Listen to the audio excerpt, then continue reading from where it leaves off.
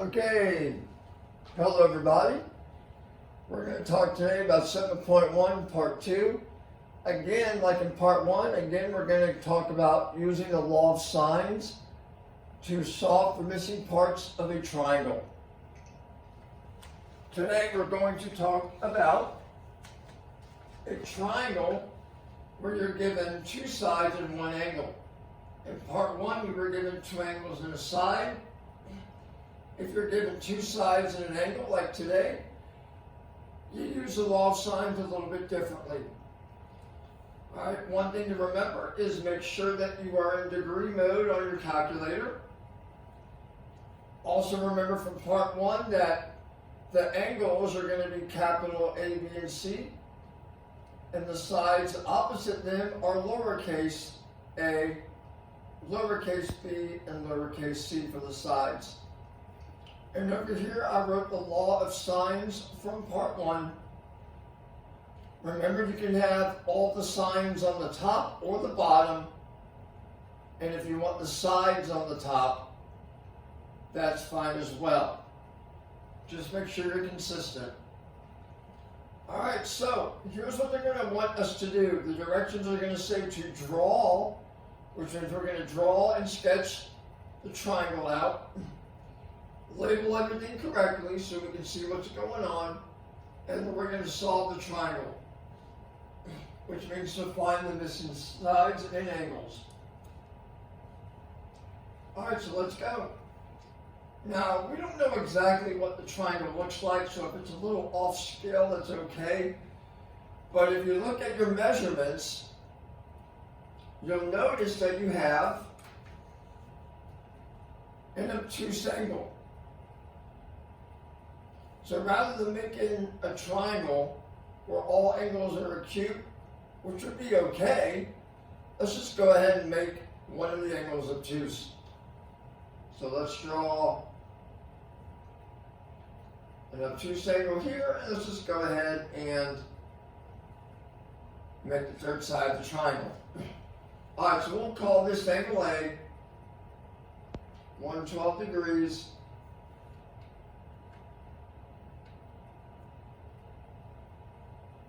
Which means this is side A, which they give us as 42.1. Now, it really doesn't matter which angle you call B and C for right now. So we'll call this angle B and this angle C, which means side C is 37. That would be this side here. All right, so we drew it out. We labeled it correctly.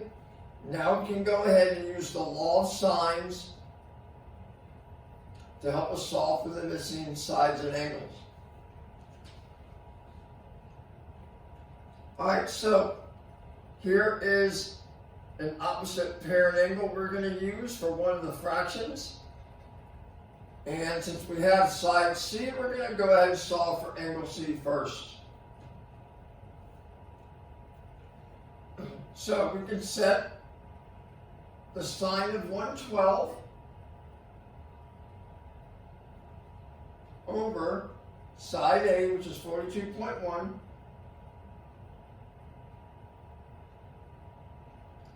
and that equals the sine of C, because we don't know it, over side C, which is 37.0.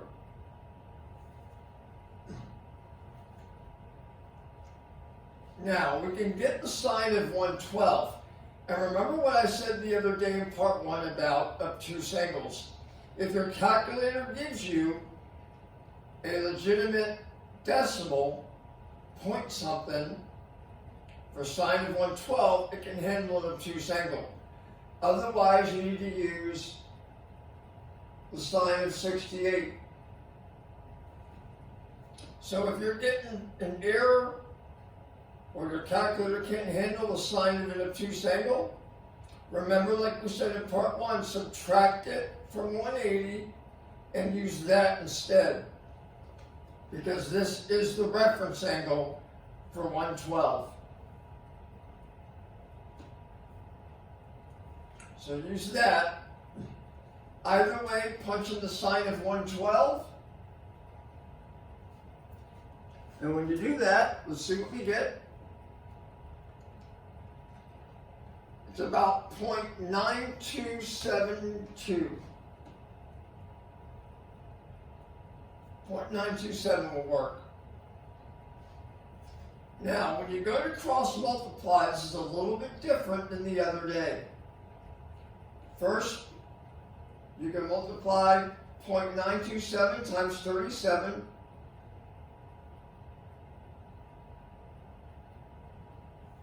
Set that equal to 42.1 times the sine of c.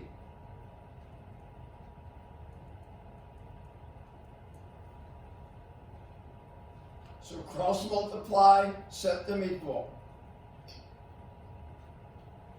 Now, you can multiply these two decimals, or multiply those two numbers rather, 0.927 times 37.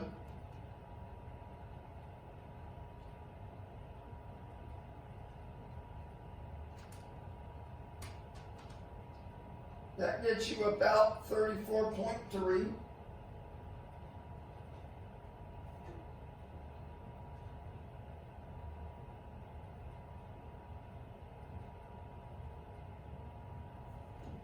And now you're going to want to cancel the 42.1 out. So divide by 42.1.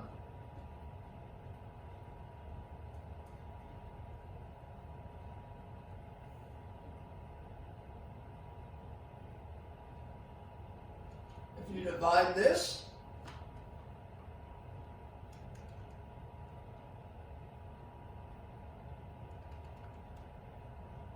you get about 0.815.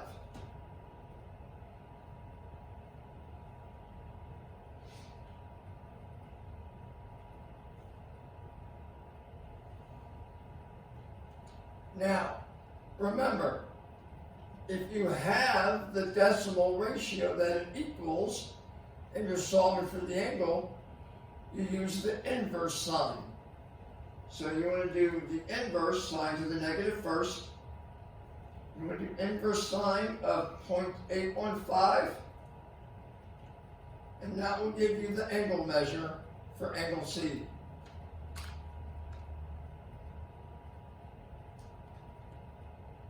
When you do that on the calculator, as long as you're in degree mode, it rounds to about 55 degrees.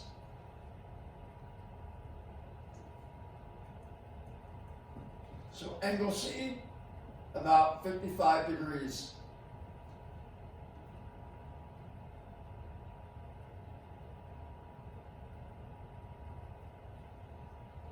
So we got angle C.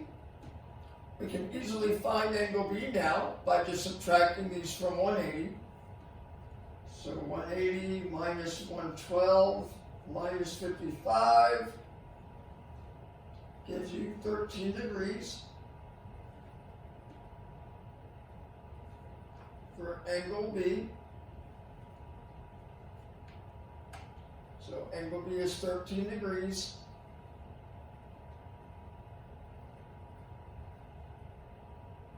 So we have the two angles. Now we need is our last missing side, side B right here.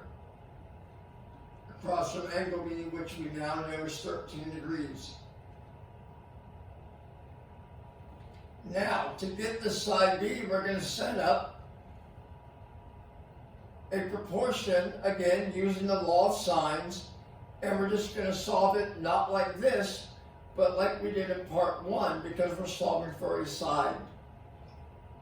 So for side B, we can do sine of 13 over side B. Set that equal to, we can just do sine of 112 again, over 42.1.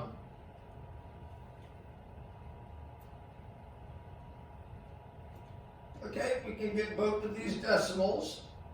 Sine of 112 from over here is about 0.927.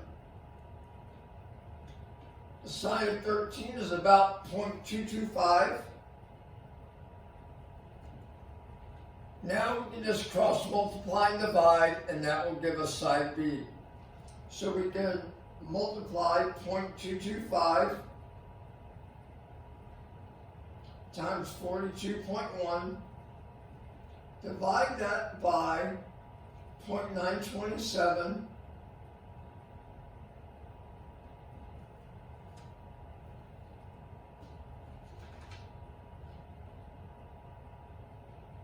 multiply those, divide by the 0.927,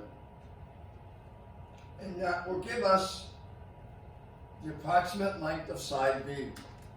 And when we do that,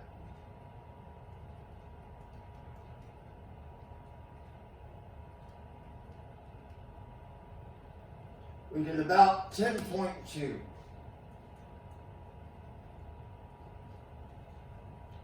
So there we have our two missing angles and our missing side.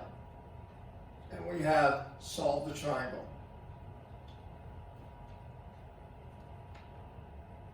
Okay, let's look at number 2. Now, we're not going to do an entire problem like we just did. Another example of one. Here's what's going to happen in number 2. We're going to run across a roadblock. We're going to hit a snag. Let's go ahead and sketch it out first. We've got a 75-degree angle, which is an acute angle, and two sides we know. So let's just draw a generic triangle.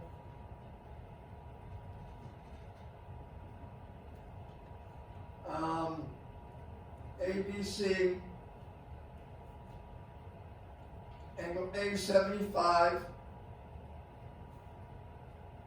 Side A across from it is 51. Side B across from angle B is 71. Okay, so we drew the triangle and we labeled it.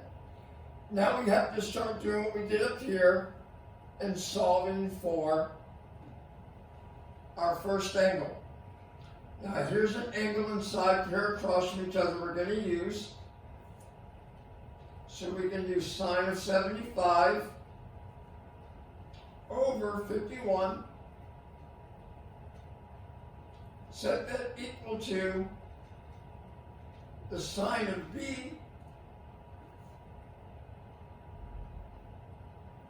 over 71. All right, we can find this decimal.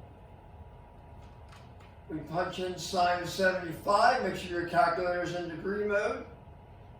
We get about 0.966.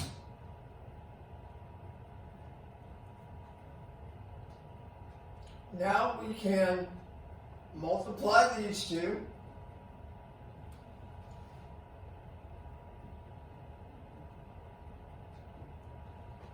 When you multiply 0.966 times 71,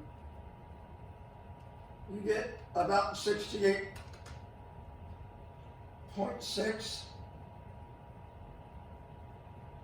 And set that equal to 51 times the sine of B.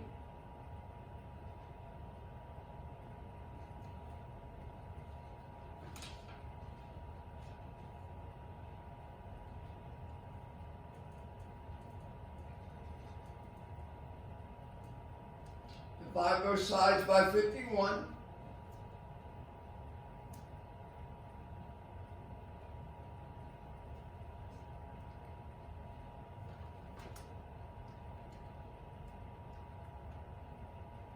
You get about 1.345.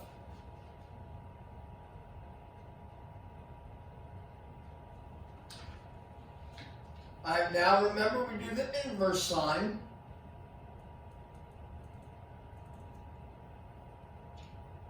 Point of 1.345. That's a little sloppy. Let me write it over here. Inverse sine of 1.345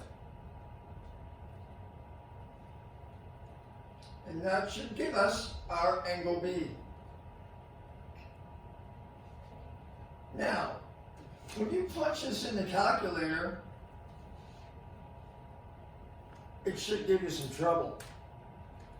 You should get an error message. It shouldn't give you an answer because the sine of an angle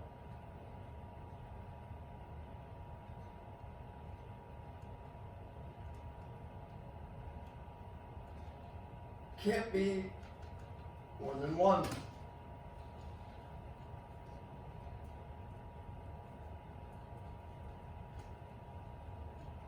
What this means is that the numbers that they gave us